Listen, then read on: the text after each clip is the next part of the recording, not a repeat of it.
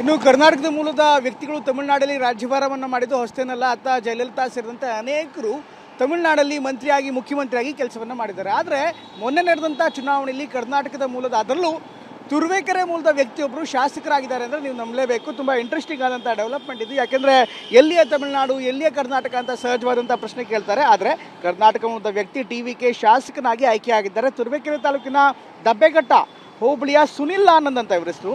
ಸುನಿಲ್ ಆನಂದ್ ಈಗ ತಮಿಳುನಾಡಿನ ಮೆಟ್ಟುಪಾಳ್ಯಂ ಕ್ಷೇತ್ರದ ಶಾಸಕರಾಗಿದ್ದಾರೆ. TV9 ಜೊತೆಗೆ ಮಾತನಾಡಿದಂಥ TVK ಶಾಸಕ ಹಲವಾರು ಸಂಗತಿಗಳನ್ನ ಮನಸ್ಸು ಮಾತನಾಡಿದ್ದಾರೆ. ಇನ್ನು ಎಷ್ಟು ದಿವಸದಲ್ಲಿ ಸರ್? ಗುರುವಾರನ ಪ್ರೋಗ್ರಾಮ್ ಎಲ್ಲ ಇರೋದು ಸರ್? ಇನ್ನೂ 2 ದಿವಸದಲ್ಲಿ ಆಗತ್ತೆ sir.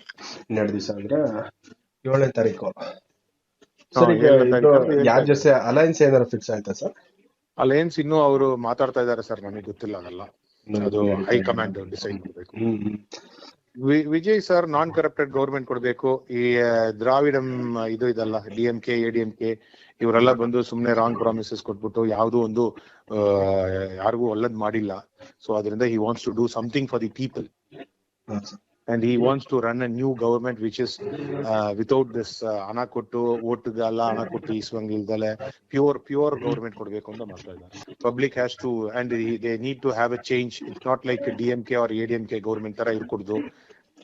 It has to be a government ಬಂದು ಹಂಗಿರ್ಬೇಕು. It has to help the poor people also and ladies safety ಅದೆಲ್ಲ ಮಾಡ್ಬೇಕು ಅಂತ ಹೇಳಿದ್ದಾರೆ.